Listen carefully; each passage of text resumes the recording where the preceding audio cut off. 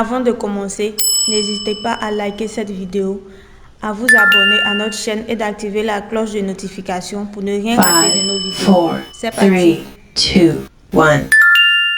Bonjour chers internautes, bonjour amis TEFA. Je voudrais ici lancer un appel, c'est juste un rappel. Vous savez, il y a environ 1 an et demi, nous avons lancé au niveau de TEFA ce qu'on a appelé le qui paie gagne. Le qui paie gagne pour prôner la paix, pour prôner aussi le fait que je peux avoir des raisons fondées, mais je décide de ne pas prévaloir ou faire valoir mes raisons. Et j'accepte au nom de la paix de faire table rase sur le passé, de faire table rase sur nos colères, de faire table rase sur tout ce qui n'a pas marché et choisir la paix, choisir la fraternité, choisir l'amour entre nous. Voilà, je lance cet appel parce que dans ces 2 jours, on sait que le fils qui est à La Haye doit rentrer. Le président Laurent Gbagbo doit rentrer. Certains dansent. Oui, ça sera l'occasion, c'est notre tour. D'autres même disent, ah, ça sera l'occasion, mais on va tout mélanger. Mais chers frères, on n'a pas 2 pays. D'ailleurs, vous avez constaté que les djihadistes là sont en train de rentrer chez nous. N'est-ce pas? Vous avez vu ce qui s'est passé au Burkina. 100 morts en une seule nuit. Si nous sommes divisés, le mur qui est fissuré laisse rentrer le cafard. Le mur, lorsqu'il est fissuré, il laisse rentrer le cafard. Et je ne veux pas que ce cafard rentre dans mon pays. Je veux la paix pour la Côte d'Ivoire. C'est pour cela que je dis, faisons ce jeu-là qu'on appelle le qui perd gagne. Aujourd'hui, vous gagnez parce que vous dites que le procès à La Haye n'a pas condamné le président Gbagbo. Soit. Et qu'il soit en train de rentrer. Et au nom de cette raison, nous voulons tout gâter. Ce n'est pas une solution.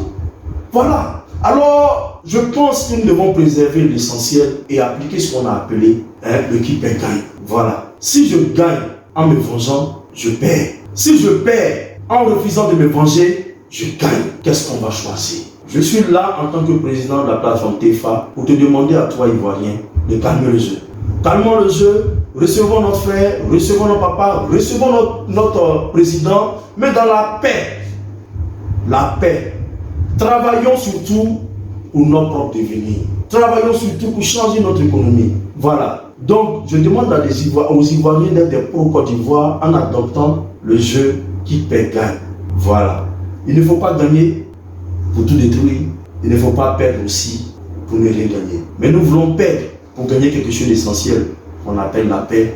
Et à ce prix-là, je demande à chaque Ivoirien de faire l'effort du pardon, de faire l'effort de la cohésion, qu'il soit de l'opposition ou même du pouvoir actuel, ou même des partis politiques qui gèrent le pays, ou même des partis politiques de l'opposition. Je demande à tous de privilégier la Côte d'Ivoire. Je demande à tous de faire l'union sacrée autour de la Côte d'Ivoire. Nos enjeux aujourd'hui, ce n'est pas de gagner politiquement.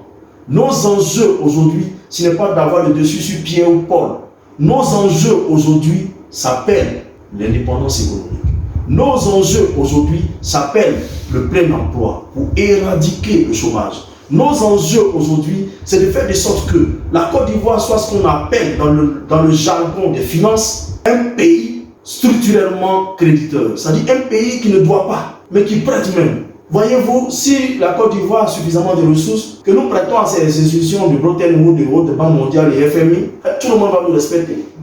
Les gens vont nous respecter, vont finir par nous respecter. Vous voyez, le Japon qui est surendetté, les États-Unis qui sont surendettés, ils ne prennent pas crédit à la Banque mondiale, ils ne prennent pas crédit à la FMI, c'est eux-mêmes qui leur prêtent, pourtant eux-mêmes sont surendettés.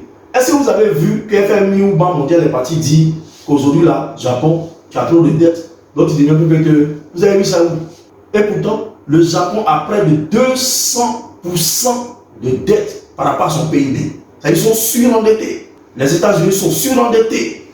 Mais on ne va jamais les déclarer PPTE. PPTE, pays pauvre, très endetté. On peut dire aussi PRTE. C'est-à-dire pays riche, très endetté aussi. Et puis les mettre aussi dans un programme. Mais qui va oser dans la Banque mondiale? Qui va oser dans la FMI aller dire au président américain, tu es un pays riche, certes, mais tu es très endetté, donc on va te mettre sous programme d'ajustement structurel? Il n'y en a pas. Quand vous êtes riche, vous êtes puissant et vous dites votre loi. Votre crédit même là, ça cause plus de problème. Si tu ne veux même pas avoir crédit, ça va te dépasser. Mais on sait que tu es riche. Personne ne va te déranger. Alors, les Ivoiriens, nous avons ce devoir-là de porter notre pays au sommet. Au moins parmi les 10 pays les plus riches d'Afrique.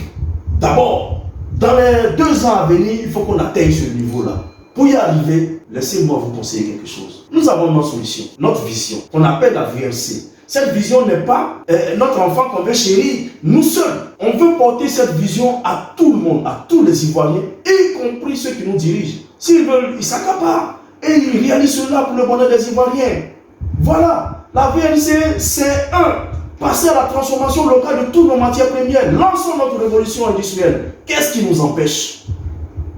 Décider de faire la fiscalité en faveur des entrepreneurs ivoiriens est une mauvaise chose. Décider de soutenir les Ivoiriens pour qu'ils deviennent des champions en matière de l'entrepreneuriat, fait de sorte que depuis la Côte d'Ivoire, un Ivoirien crée une multinationale qui gagne le monde entier et qui gagne l'argent comme Dangote, est une mauvaise chose. Voilà, c'est ce que nous disons. Alors, il faut aujourd'hui appliquer la bonne fiscalité, celle qui sert l'entrepreneuriat. Il faut aussi adopter ce qu'on a appelé la déréglementation administrative pour simplifier les choses. Voyez-vous, chers Ivoiriens, parce que le monsieur sait que son bic rouge a un pouvoir, un dossier qui peut traiter en 2 jours, il met 1 semaine, il met même 2 semaines. Tant que vous ne donnez pas du pouvoir, ça ne marche pas. Ce n'est pas cette économie qu'il nous faut. À cause des paperasses, au niveau de la fiscalité, il y a des agents d'impôts qui sont plus riches même que des hommes d'affaires ivoiriens. Et cet argent sert à quoi? Et puis c'est net de bénéfices, hein. C'est tout et ils n'ont pas de charges. Eux là, ils ne payent pas impôt. Hein. Dans leur business, ils ne payent pas impôt. Hein. Dans leur business de corruption, ils ne payent pas impôt. Hein. Leur argent là, il n'y a pas impôt dessus. Ça est dans leur poche. Comment voulez-vous qu'on développe un pays quand le fonctionnaire il est plus riche que l'homme d'affaires? On ne peut pas. C'est une vérité. Oui, c'est une vérité, il faut que je vous dise. Toi qui es fonctionnaire, tu m'as regardé. C'est vrai, ton bonbon que tu fais là, ça rétend le pays. Ouais. L'entrepreneur, son dossier qui a été déposé là, ou que tu n'as pas encore payé là. C'est tout ça qui fait que le pays n'avance pas. Hein. Faut pas penser que c'est les autres. Faut pas penser que c'est celui qui a envoyé arme là, qui a tué le pays. Non. Un dossier que tu peux traiter en 2 jours. Mon frère, tu as mis 2 semaines parce que le gars n'a pas parlé français. Tu sais ce qui rate? C'est tout ça. Donc les sorciers, hein, les sorciers de la Côte d'Ivoire, les sorciers du sous-développement dans lequel nous sommes, c'est vous, c'est moi. Chacun à son niveau, à sa part dans l'affaire. Alors, chers Ivoiriens, réveillons-nous. Lançons donc le qui paie gagne à tous les niveaux. Au niveau politique, je l'ai dit. Au niveau économique, c'est simple. Si un papier vient chez toi, même si tu ne gagnes pas, mais tu es payé, tu as un salaire pour ça, traite le papier proprement, ça n'a qu'à avancer. Ça te fait quoi? Le papier qui est venu pour qu'on tu signes, pour qu'on paye le monsieur, un entrepreneur qui a fait des travaux. Mais mon ami, quand tu bloques, tu n'as pas fait son paiement là. Tu gagnes quoi? Tu gagnes rien. Tu retardes le pays. Il faut faire le qui paie gagne là-bas. C'est-à-dire accepte de perdre pour permettre à ton pays de gagner de grands entrepreneurs demain. Parce que ce grand entrepreneur-là, quand il va créer une multinationale, toi-même, ton fils demain, risque de travailler dedans. Les neveux qui te poursuivent, là, tonton donne, là, ils vont avoir travail, ils seront dans la dignité, et ils auront leur dignité, ils vont te respecter. Demain, ils vont te soutenir, toi. Alors, arrêtons notre sorcellerie à tous les. Adoptons le qui peut gagner à tous les niveaux. Au niveau des dirigeants, je tiens à leur dire, et puis à nos députés, acceptons maintenant d'appliquer le qui peut gagner au niveau fiscalité. Vous pensez qu'on perd? On gagnera beaucoup. On gagnera par l'éclosion des affaires en Côte d'Ivoire, par l'éclosion des entrepreneurs, des grands entrepreneurs qui feront de grosses affaires avec des chiffres d'affaires très énormes sur lesquels l'État va poser sa fiscalité. Cette fiscalité sera énorme. Et nous avons fait un calcul. L'attirer simplement, si on le transforme en industrie et que le pays même accompagne cela et que nous le vendons dans le monde entier, l'attirer peut nous rapporter avec le seul marché chinois 23 000 milliards de francs CFA. Faites votre calcul. Quelqu'un l'a fait déjà, on est autour de 7 000. 7 000 milliards si l'État prend seulement 15%. 7 000 milliards qui tombent dans le budget de l'État. Ça, c'est la ticket.